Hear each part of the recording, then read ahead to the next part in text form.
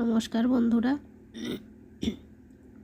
এসো লিখি পড়ি চ্যানেলের পক্ষ থেকে আপনাদের প্রত্যেককে জানাই অসংখ্য ধন্যবাদ আমার ভিডিওটি দেখার জন্য। যদি ভিডিও ভালো লাগে তাহলে অবশ্যই লাইক করবেন, আর যদি কোনো জায়গাটা ভুল বলে মনে হয় তো অবশ্যই আমাকে বলবেন কমেন্টে। আমি সেরকমই ভিডিও বানানোর চেষ্টা করব। তো আজকে আমরা বাংলা ব্যঞ্জন বর্ণ মূর্ধন্য লিখব। বাচ্চাকে শেখানোর জন্য এভাবে বিন্দু করে দিলে বাচ্চা লিখতে খুব পছন্দ করবে এবং সহজেই শিখবে খাতার মধ্যে। আর স্লেট পেন্সিলে লেখালে অবশ্যই বুলিয়ে বুলিয়ে তাতে লিখে দিয়ে তারপর বুলালে সে সুন্দর পারে, কিন্তু যখন খাতায় লেখানো হয় পেন্সিল দিয়ে তখন খুব অসুবিধা হয় লেখানোর জন্য। আর পেন্সিল দিয়ে লেখানোর চেষ্টা করবেন। আমি বোঝানোর জন্য এভাবে মূর্ধন্যটা লিখলাম।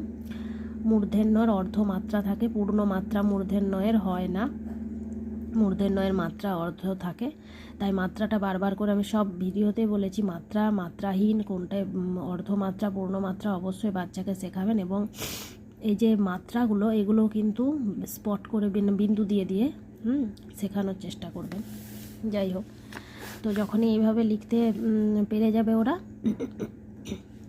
তখন আমরা এই লাইনগুলো দেখিয়ে দেব যে এক লাইন গ্যাপে গ্যাপে আমরা লিখি। এইভাবে মূর্ধন্য লিখবে। মূর্ধন্য নাকের পরে, মূর্ধন্য নাকের পরে, মূর্ধন্য নাকের পরে। এইভাবে দাগ দিয়ে ঘুরিয়ে বাচ্চাকে সঠিকভাবে শেখাতে হবে। মূর্ধন্য নাকের পরে দাগের মধ্যিখান থেকে মূর্ধন্যের এইভাবে তুলে মূর্ধন্যটা লিখতে হবে। তো ভিডিওটা এই পর্যন্তই। ভালো লাগলে অবশ্যই লাইক করবেন।